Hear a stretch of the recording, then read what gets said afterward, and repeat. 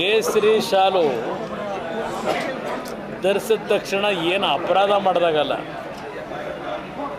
ಕೇಸರಿ ಶಾಲೊಳಗೆ ಸಿದ್ಧಾಂತ ಇದೆಯಾ? ಆ ಸಿದ್ಧಾಂತ ಅಂತ ಇರೋದು ನಮ್ಮ ಹೃದಯದಲ್ಲಿ, ನಮ್ಮ ನಡವಳಿಕೆಗಳಲ್ಲಿ ಇರ್ತಕ್ಕಂಥದ್ದು ಸಿದ್ಧಾಂತ ಅನ್ನೋದು. ನಾವು ಆಗ್ತಕ್ಕಂಥ ಧರಿಸಿನ ಮೇಲೆ ಸಿದ್ಧಾಂತ ನಿಂತಿಲ್ಲ. ಇದನ್ನು ಮೊದಲು ಅರ್ಥ ಮಾಡ್ಕೊಳ್ಳಿ. ಈಗ ಇವರೇನೇನೋ ಹಾಕತ್ತವ್ರಲ್ಲ, ಆದರೆ ಒಳಗಡೆ ಏನು ಇಟ್ಕೊಂಡವ್ರೆ, ಏನು ಮಾಡ್ತಾವ್ರೆ, ಇವ್ರ ನಡವಳಿಕೆಗಳೇನಿದೆ? ನಮ್ಮ ಪಕ್ಷದ ಸಿದ್ಧಾಂತಗಳ ಬಗ್ಗೆ ಏನು ಚರ್ಚೆ ಮಾಡ್ತಾರೋ, JDS ಪಕ್ಷ ಸತ್ಯ ಹೋಯಿತು, ದೇವೇಗೌಡರದ್ದೇನೋ ಮುಂದಿನ ಜನ್ಮ ಅಂತ ಇದ್ದರೆ ಇನ್ನೊಂದು ಸಮಾಜದಲ್ಲಿ ಹುಡ್ತೀನಿ ಅಂತ ಹೇಳಿದರು, ನರೇಂದ್ರ ಮೋದಿಯವರು ಪ್ರಧಾನಮಂತ್ರಿ ದೇಶ ಬಿಟ್ಟು ಹೋಗ್ತೀನಿ ಅಂತ ಹೇಳಿದರು. ಇದೆಲ್ಲ ಇದೆಯಲ್ಲ, ಅದು ಆ ಒಂದು ವಾತಾವರಣ ಅವರಲ್ಲಿ ಮೂಡಲಿಕ್ಕೆ ಕಾರಣ ನಿಮ್ಮಂಥರ ಸವಾಸ ಮಾಡಿದ್ರಲ್ಲ.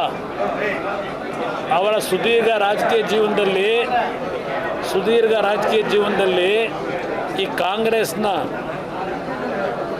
ಹಲವಾರು ರೀತಿಯಲ್ಲಿ ಪ್ರಾರಂಭಿಕ ಅವರು 1962 ಕಾಂಗ್ರೆಸ್ನಲ್ಲಿ ಬಿ ಫಾರಂ ಮೊದಲು ಕೊಟ್ಟು ಮತ್ತೆ ಬಿ ಫಾರಂ ಕಿತ್ಕೊಂಡು ಪಕ್ಷೇತರ ಶಾಸಕರಾದರಲ್ಲ, ಅವತ್ತೇ ಈ ಕಾಂಗ್ರೆಸ್ಸು ದೇವೇಗೌಡರಿಗೆ ಚೂರಿ ಹಾಕ್ದಂಥವ್ರು ಇದೇ ಕಾಂಗ್ರೆಸ್ ಪಕ್ಷ. ಆದರೂ ಸಹ ಈ ಕಾಂಗ್ರೆಸ್ಸು ಅಂತೇಳಿ 1962ರಿಂದ ಇವರು ಹಲವಾರು ರೀತಿ ಇವರು ಅನ್ಯಾಯ ಮಾಡಿದ್ರು, ಅದನ್ನೇ ಓಲೈಸ್ಕೊಂಡು ಬಂದ್ರಲ್ಲ. ಅದರ ಹಣೆ ಬರ ಇವತ್ತು ಇದೆಲ್ಲ ನಡೆದ ಘಟನೆ. ಕಾಂಗ್ರೆಸ್ನವ್ರನ್ನ ನಂಬಿ ಇವತ್ತು ಈ ದೇಶದಲ್ಲಿ ಏನೋ ಸೆಕ್ಯುಲರ್ ಐಡೆಂಟಿಟಿ ಉಳಿಸ್ತಾರೆ ಅಂತ ಹೇಳಿ ಕಾಂಗ್ರೆಸ್ನವ್ರ ಬಗ್ಗೆ ನಂಬಿಕೆ ಇಟ್ಕೊಂಡು ಆ ಒಂದು ಸಿದ್ಧಾಂತದಲ್ಲಿ ಹೋಗಿ ಇವತ್ತು ಇವೆಲ್ಲ ಘಟನೆಗಳು ನಡೆದಿರ್ತಕ್ಕಂಥದ್ದು. ಸಿದ್ದರಾಮಣ್ಣ ಅವರೇ, ಇದನ್ನು ಅರ್ಥ ಮಾಡ್ಕೊಳ್ಳಿ. ಇವತ್ತು ದೇವೇಗೌಡರು ಈ ಇಳಿ ವಯಸ್ಸಿನಲ್ಲಿ ಇಂಥ ಒಂದು ನಿರ್ಧಾರ ಮಾಡೋದಕ್ಕೆ ಕಾರಣ ಏನು, ನಾಳೆ ಬೆಳಗ್ಗೆ ಅವ್ರು ಪ್ರಧಾನಮಂತ್ರಿ ಆಯ್ತಾರೆ ದೇವೇಗೌಡರು, ಇಲ್ಲ ನಾಳೆ ಬೆಳಗ್ಗೆ ರಾಷ್ಟ್ರಪತಿಯಾಗಿ ಕೇಳ್ತಾ ಇದ್ದಾರೆ. ಇವತ್ತು ದೇಶದ ಪರಿಸ್ಥಿತಿ ಎಲ್ಲಿಗೆ ತಗೊಂಡೋಗಿದ್ದೀರಿ? ಆ ಹಿನ್ನೆಲೆಯಲ್ಲಿ ದೇವೇಗೌಡರು ಇವತ್ತು ಏನು ಹೇಳಿದ್ದಾರೆ, ಅವತ್ತು ನಿಮ್ಮ ಸವಾಸದಲ್ಲಿ ಏನೇನು ಹೇಳಿಕೆ ಕೊಟ್ಟರು ಅದನ್ನು ಈಗ ಯಾಕೆ ಚರ್ಚೆ ಮಾಡ್ಕೊತೀರಿ? ಮುಗಿದೋದು ಅಧ್ಯಾಯ. ಅವ್ರಿಗೂ ರಿಯಲೈಸೇಷನ್ ಆಗಿದೆ ದೇವೇಗೌಡರಿಗೂ. ನಾನು ಅವತ್ತು ತಗೊಂಡಂಥ ನಿರ್ಧಾರಗಳು ತಪ್ಪು ಅಂತಕ್ಕಂಥ ಬಹುಶಃ ಈಗ ಅವ್ರಿಗೂ ಅರ್ಥವಾಗಿದೆ, ಮನವರಿಕೆ ಆಗಿದೆ. ನಿಮ್ಮ ಸವಾಸದಿಂದ ಏನೇನು ಅನುಭವಿಸಿದ್ದೇವೆ ಅಂತೇಳಿ. ಅದರಿಂದ ನಿಮ್ಮ ಈ ಹೇಳಿಕೆಗಳಿದೆಯಲ್ಲ, ನೀವುಗಳು ಯಾವ್ಯಾವ ಏನೇನು ಹೇಳಿಕೆ ಕೊಟ್ಟಿದ್ದೀರಿ ರಾಜಕಾರಣದಲ್ಲಿ ಕಳೆದ 50 ವರ್ಷದಲ್ಲಿ, ತೆಗೀರಿ ನಿಮ್ಮ ಹೇಳಿಕೆಗಳು. ಸೋನಿಯಾ ಗಾಂಧಿ ಬಗ್ಗೆ ಏನು ಮಾತಾಡಿದ್ದೀರಿ, ಇಂದಿರಾ ಗಾಂಧಿ ಬಗ್ಗೆ ಏನು ಮಾಡಿದ್ದೀರಿ, ಇದೇ ರಾಹುಲ್ ಗಾಂಧಿ ಬಗ್ಗೆ ಇವತ್ತೇನು ಮೈ ಬಗ್ಸ್ ನಿಂತ್ಕೊತಿರಲ್ಲ, ಏನು ನಿಮಗೆ ಸ್ವಾಭಿಮಾನ ಇರೋದಾ?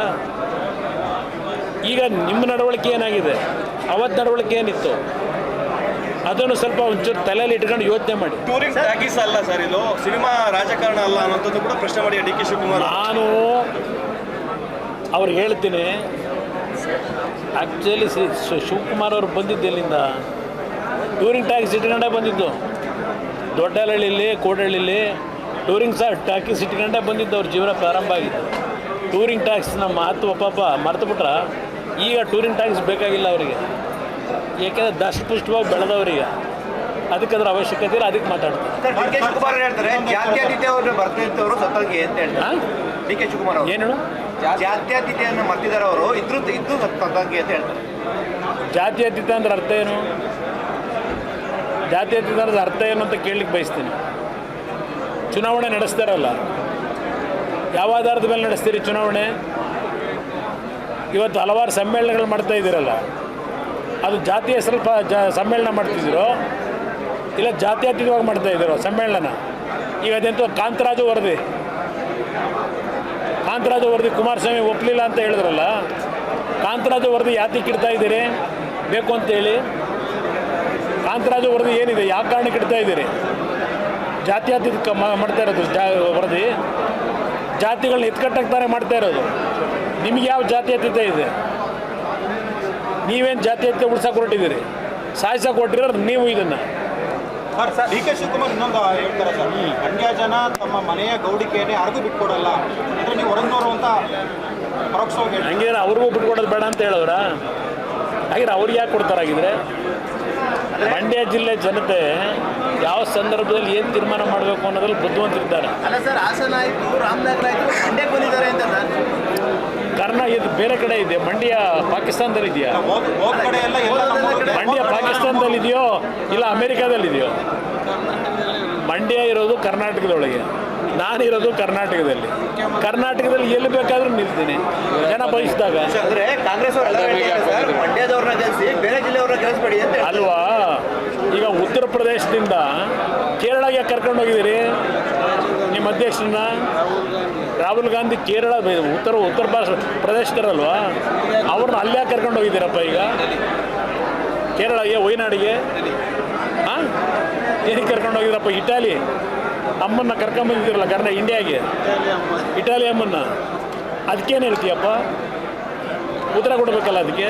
ನಾನಾದರೂ ಕರ್ನಾಟಕದನು, ಕನ್ನಡಿಗ. ಈ ರಾಜ್ಯದಲ್ಲಿ ಯಾವ ಮೂಲೆಯಲ್ಲಿ ಬೇಕಾದ್ರೆ ನಿಲ್ತೀನಿ. ಅಲ್ಲೆಲ್ಲ ತಮಿಳ್ನಾಡಲ್ಲೋ ಕೇರಳದಲ್ಲೋ ಇಲ್ಲ ಇನ್ನೆಲ್ಲ ಹೋಗಿ ನಿಲ್ಲಕ್ಕೆ ಹೋಗಿದ್ದೀನಿ. ಕರ್ನಾಟಕದಲ್ಲಿ ನಿಂತಿದ್ದೀನಿ. ಸರ್ ಸುಮಲತಾ ಅವರು ಸರ್ ಕಾಂಗ್ರೆಸ್ಗೆ ಬೆಂಬಲ ಕೊಡಬೇಕು ಇಲ್ಲ ತಟಸ್ಥವಾಗಿರಬೇಕು, ತಮಗೇನಾರ ಬೆಂಬಲ ಕೊಟ್ಟರೆ ಇದು ಎರಡನೇ ಅಂಬರೀಷ್ ಅವರ ಸಾವಾದಂತೆ ಅಂತ ಸಚಿವ ಚೆಲುವರಾಯ ಸ್ವಾಮಿ ಹೇಳಿದ್ದಾರೆ ಸರ್.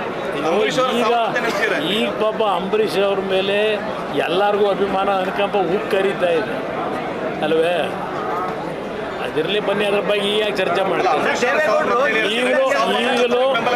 ಈಗಲೂ ಇವತ್ತು ಇವರ ಮನಸ್ಸಿನ ಕಲ್ಪನೆಗಳು ಹೇಗಿದೆ ಅನ್ನೋದು ಅರ್ಥ ಮಾಡ್ತೀವಿ. ಇವತ್ತು ಅವರ ಹೆಸರನ್ನ ಮುಂದಿಟ್ಟುಕೊಂಡು ಎರಡನೇ ಬಾರಿ ಅಂಬರೀಷ್ ಅವರು ಸತ್ತಂಗೆ ಅಂತಕ್ಕಂಥ ಪದಬಳಕೆ ಇದೆಯಲ್ಲ, ನನ್ನ ಅಭಿಪ್ರಾಯದಲ್ಲಿ ಅಂಬರೀಷ್ ಅವರು ನಮ್ಮ ಜೊತೆಲಿ ಇಲ್ಲದೇ ಇರ್ಬೋದು. ಇಲ್ಲಿ ಇಟ್ಕೊಂಡಿದ್ದೇವೆ ಇನ್ನೂ ಆ ಪ್ರೀತಿ ವಿಶ್ವಾಸ ಅವ್ರ ಜೊತೆ ಬದುಕಿದ್ದೀವಲ್ಲ ದಿನಗಳು.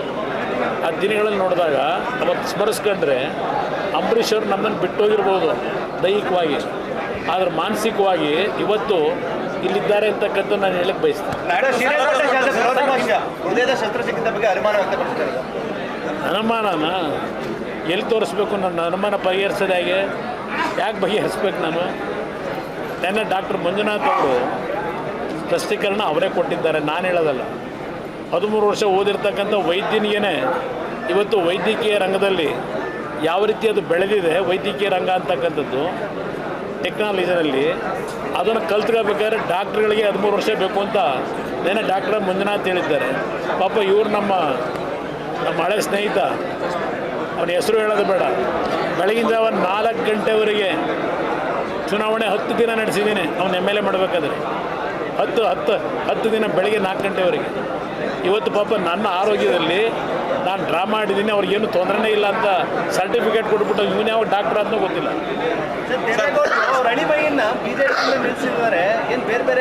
ಅದೇ ರಾಜಕೀಯ ಸ್ಟ್ರಾಟಜಿನಣ್ಣ. ಇವತ್ತಿನ ಚುನಾವಣೆಯ ರಾಜಕೀಯ ಸ್ಟ್ರಾಟಜಿನೇ ಅಲ್ಲಿರ್ತಕ್ಕಂಥದ್ದು. ಇವ್ರಿಗೆ ಯಾಕೆ ಭಯ ಶುರು ಆಯಿತು?